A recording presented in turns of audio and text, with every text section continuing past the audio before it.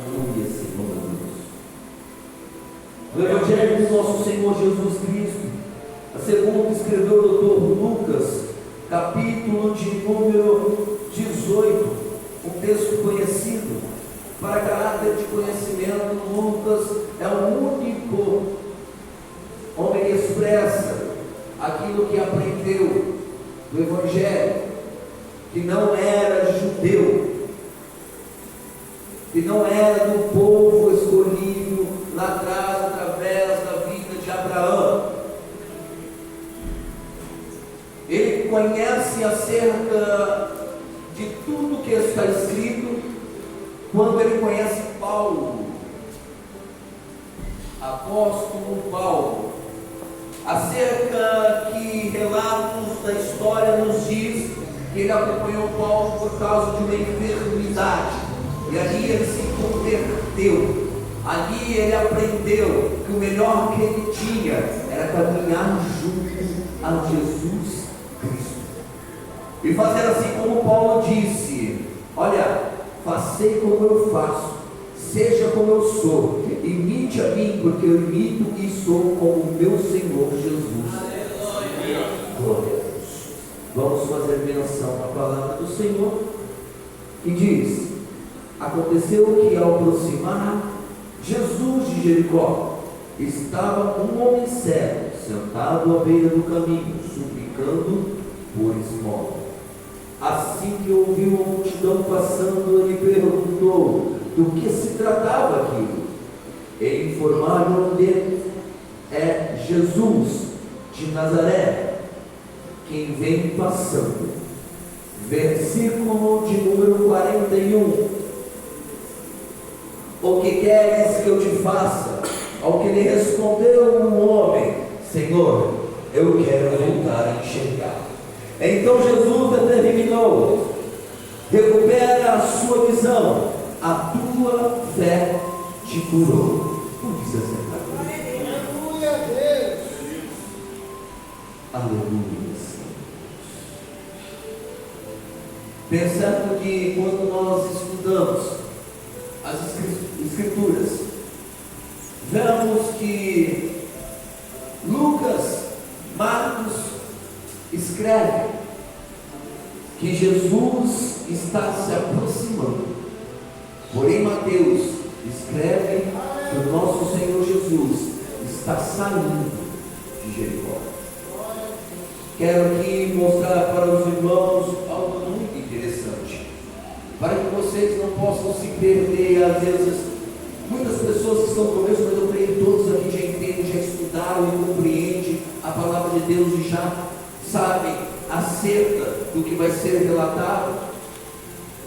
É que quando Mateus diz que eles saíram de Jericó, ele estava falando da velha Jericó, aquela Jericó que o Senhor disse: olha, essas muralhas intraspassáveis, essas muralhas intransponíveis, essas muralhas a quais não há como chegar do outro lado, quando vocês fizerem o que eu quero, ela vai cair. Se vocês obedecerem e fizerem da forma que eu estou dizendo, ela vai ruir e vir ao chão. Quando vemos Lucas e Marcos relatando que Jesus está aproximando de Jericó, estamos falando de uma nova Jericó, uma Jericó que foi construída por Herodes, uma Jericó aonde era o último polo para as caravanas que desciam para chegar em Jerusalém, comprar os seus mantimentos para acabar de chegar, pousar, repousar, para poder prosseguir as viagens. Também estudos vamos entender que era onde os reis, os homens nobres, os importantes iam passar o inverno, porque lá era mais ameno, era melhor, era mais gostoso de se estar. Então preste atenção, que este homem está entre uma cidade em ruína e entre uma cidade edificada. Preste atenção, meus irmãos, que a vida deste homem está num processo de ruína, mas está chegando no processo de edificação. Preste atenção, meus irmãos, que esse homem está à beira do caminho, à margem da sociedade, colocado muitas das vezes de lado. Eu não quero citar, como eu já vi pregadores citando, que Fábio José diz uma história a qual foi arrancado dos seus olhos, porque eu procurei, eu cacei, não vi Fábio José dizendo isso. Mas há sim estudos de estudiosos da história que diz que sim, que foi arrancado os olhos desse jovem, porque o seu pai era um capitão de Betel, um homem muito influente, um homem que conquistou muitas batalhas, e quando Roma vai tomar posse ali, mata sua família, toma os seus pertences e fere os olhos deste homem, que não é citado o nome, ele só diz que é Timeu, ou seja, filho de Timeu. A importância do Evangelho quer dizer, que a palavra de Deus quer dizer, que não importa o nome desse jovem, importa a fé, a coragem, a determinação que ele teve para clamar ao Altíssimo e receber a sua vitória. E hoje você, meus irmãos e irmãs, vocês vieram cheios da esperança, cheios de fé, cheios de coragem, de dizer: olha, Satanás, você perdeu mais uma vez, porque o meu Jesus está passando aqui. Aleluia! Aleluia! Aleluia! Pastor, eu já vi homens pregando, dizendo que aquele homem desprovido estava à beira do caminho, e se ele estivesse no caminho, ele já tinha alcançado a vitória. Mas deixa eu te dizer uma coisa: é necessário um tempo determinado para todas as coisas. É necessário que ele ficasse à beira do caminho, porque se ele estivesse no caminho, ele não estaria onde Jesus estava passando. Se ele pegasse aquele caminho, ele ia ter descido. Pode ser que ele não ia encontrar Jesus. Por quê? Porque era tempo de festa. Era tempo de festa, e todos aqueles que eram judeus, aproximadamente de 25 quilômetros, eles tinham que percorrer, eles tinham que descer até a cidade santa, para ali eles poderem participar da Páscoa. Jesus, por mais que seja Deus encarnado em corpo de homem, por mais que João diz que ele é o verbo que tudo criou, ele estava num corpo humano e judeu, porque esse homem clamava: pelo Davi, tende misericórdia de mim. Filho de Davi, tende misericórdia de mim. Neste exato momento, ele estava reconhecendo Jesus com a sua autoridade de rei, com aqueles que os judeus pensavam que viriam para travar uma batalha de espada, fio de espada, de sangue, de carne. Era isso que ele estava reconhecendo. Mas me mostra na Bíblia quantas pessoas que ao caminho, ao encontrar Jesus, reconheceu Jesus como filho de Davi. Eita, Jesus, é verdade. E nos dias de hoje, quantos verdadeiramente têm reconhecido o nosso Senhor Jesus como seu único e suficiente Salvador? Como aquele que desceu do alto do céu para que nós fôssemos reconciliados com Deus Pai. Preste atenção que eles estão descendo para a festividade da Páscoa. Mas não é só uma festividade da Páscoa. É o dia que já estava marcado para acontecer, que os profetas já diziam, que o profeta messiânico Isaías disse no seu versículo de número 53, desenhou a forma que seria feito. E não adianta pregadores dizer que foi os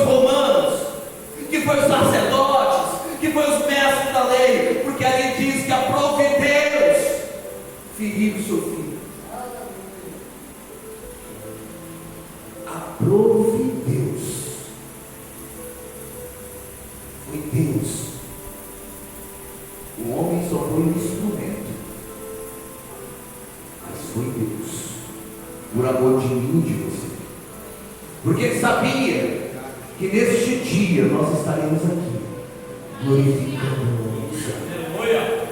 Ele sabia que lá em 2014, o pastor Romo estaria lá no cárcere, dobrando o seu joelho e aceitando Jesus como o único e suficiente salvador de sua vida. Sabia que no mesmo ano de 2014, este que nos fala estaria descendo as águas lá no cárcere para morrer o velho homem e ressurgiu o homem em Cristo Jesus. Então aprove Deus por amor de cada um de nós. O homem estava à beira do caminho porque era necessário estar. O homem estava à beira do caminho porque os romanos podiam fazer o que eles queriam, mas eles davam um salvo-conduto, um direito das pessoas necessitadas pedirem esmola. Esse homem tinha uma capa. Tinha uma capa que dava o direito de pedir a esmola dele. Mas a capa não servia somente para esmola, meus irmãos. A capa servia para as noites frias do deserto ser como coberta de casa dele. A capa também servia no sol escaldante do deserto, por ser aquela proteção para que o sol não tostasse a pele dele. Mas o fator principal que os romanos queriam que ele usasse, aquela capa, era para pedir esmola. Porém, um homem desprovido, um homem aonde ninguém olhava e dava valor, um homem que era jogado à beira do caminho. Quero conjecturar aqui. Você imagina, se quando Jesus passa, ele começa a clamar, e as pessoas dizem para ele se calar. Imagine quando as pessoas passavam, ele pedia uma esmola. O que faziam com ele? Porém, a persistência deste homem fez com que uma comitiva parasse. Preste atenção, pastor, porque isso é muito importante dizer. Ele clamava, as pessoas repreendiam.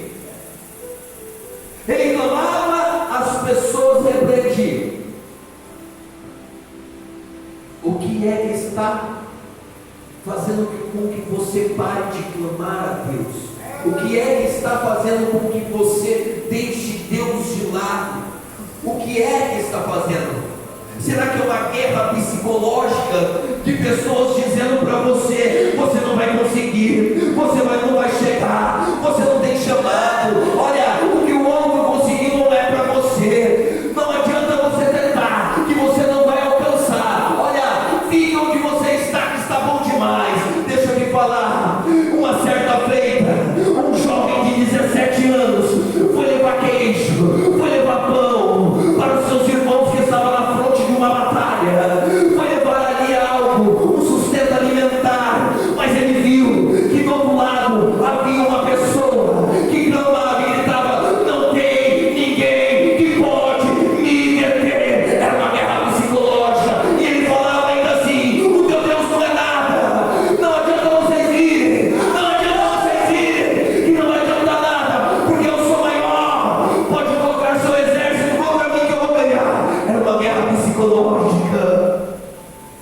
Mas aquele jovem, meu pastor, não, vocês não estão entendendo, não. Vocês não estão entendendo quem são vocês, não. Vocês não são o exército de Saul, não. Vocês são o exército do Deus vivo. Vocês são o exército do Deus vivo. E a minha Bíblia diz que a porta do inferno não pode prevalecer. Ela vai subir. Aleluia. Aquele jovem, uma atitude, disse: eu vou. Todos disseram: não vai. Tentaram até vestir ele com uma armadura que não era dele.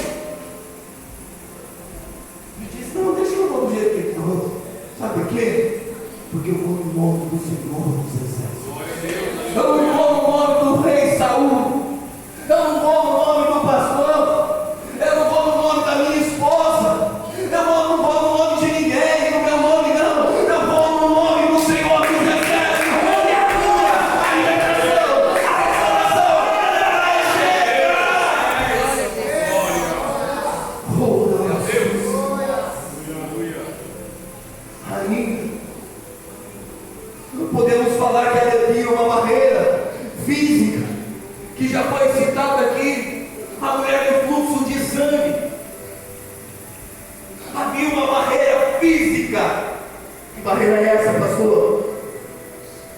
Glória a Deus. Uma multidão. Havia outra barreira, pastor? Sim, a lei. A lei dizia: se aquela mulher chegasse, se aproximasse e tocasse uma pessoa, ela poderia ser levada à morte. Por quê, pastor? Porque aqueles que estavam enfermos eram considerados indignos de estar na presença dos outros. Enquanto o meu Senhor Jesus fez uma nova aliança, Ele disse: é desses que nós temos que cuidar. É esses que nós temos que trazer para perto.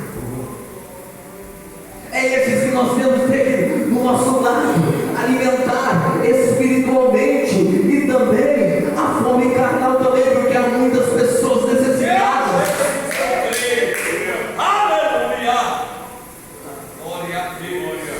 A lei dizia que ela podia ser levada à morte, mas pela fé ela disse: vou tocar só na hora.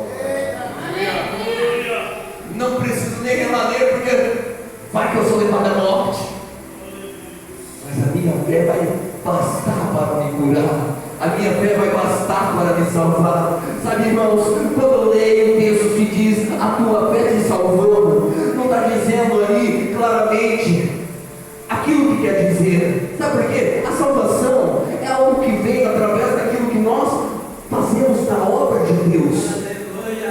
Só que a salvação dessa mulher era intermédio de muitas outras coisas. A salvação era a cura.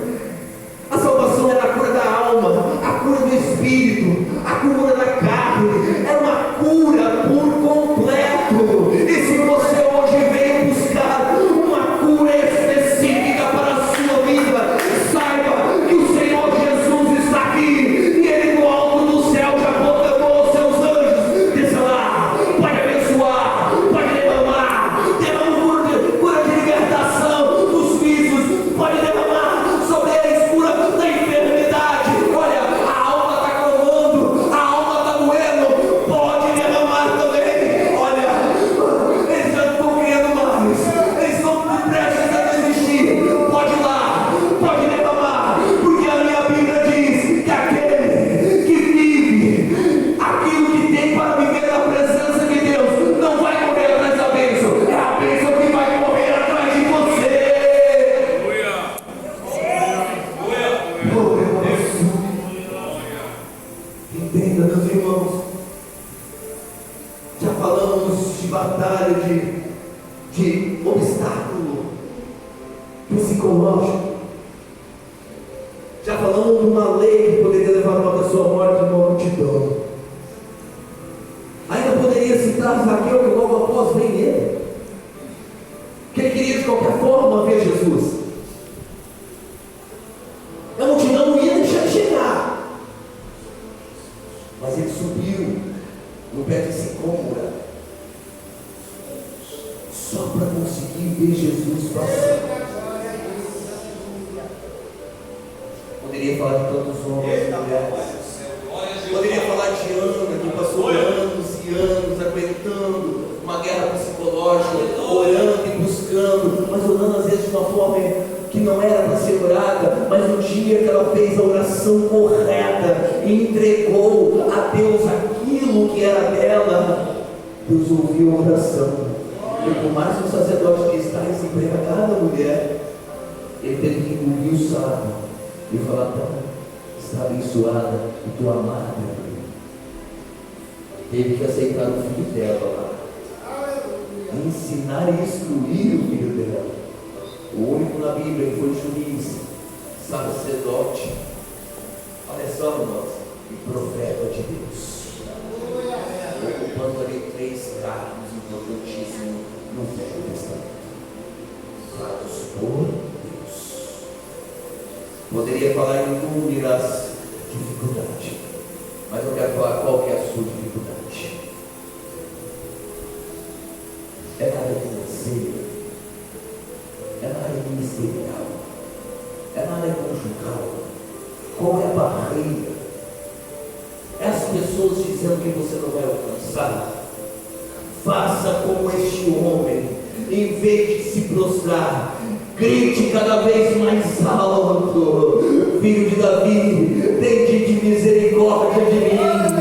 Clame mais alto: Filho de Davi, tende misericórdia de mim. O importante é que quando você clamar com fé, a caravana, o céu vai se abrir. Deus vai olhar e vai lá: estou vendo meu filho lá, estou vendo minha filha lá, está me clamando, está pedindo, está precisando. Ei, já vou enviar a providência necessária. É importante não desistirmos, porque às vezes nos frustramos, porque às vezes nos frustramos. A minha bênção está tão demorada, aquilo que eu almejo está tão difícil de eu alcançar. Será que Deus está me vendo? Clame mais alto que a sua dificuldade, clame mais alto que essa barreira, clame mais alto que a multidão que estava cercando. O importante, irmãos, não é estar junto no caminho, porque muitos estavam no caminho, mas nem todos receberam a bênção. Mas aquele que estava lá dentro do caminho, aquele clamou e recebeu a sua vitória.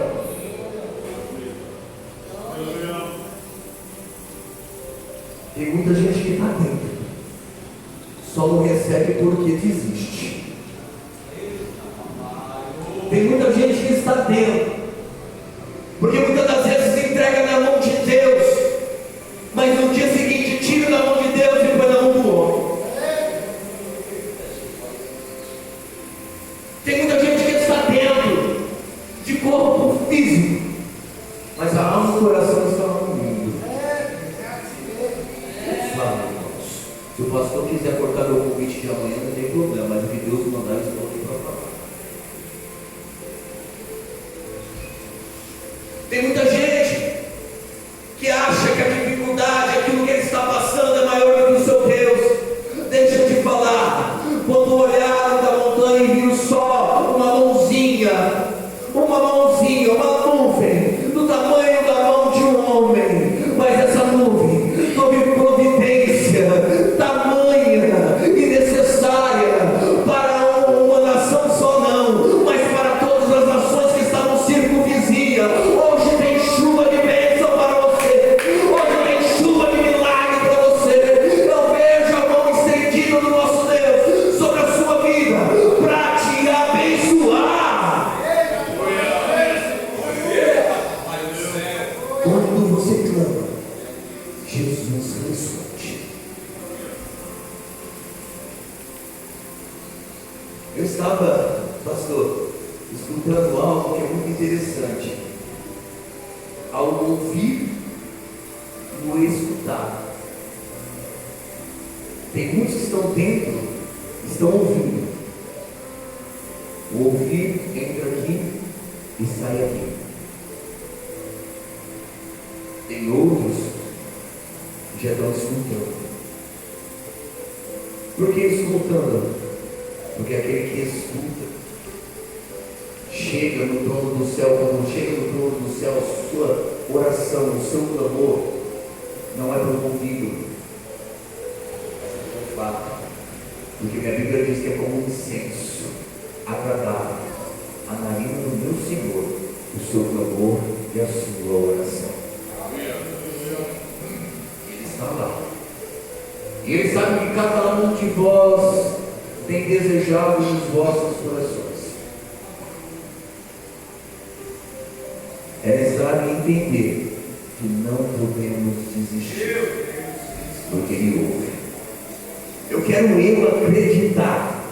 A Bíblia não relata, mas eu quero acreditar. Pastor Romulo, acreditar. Tá?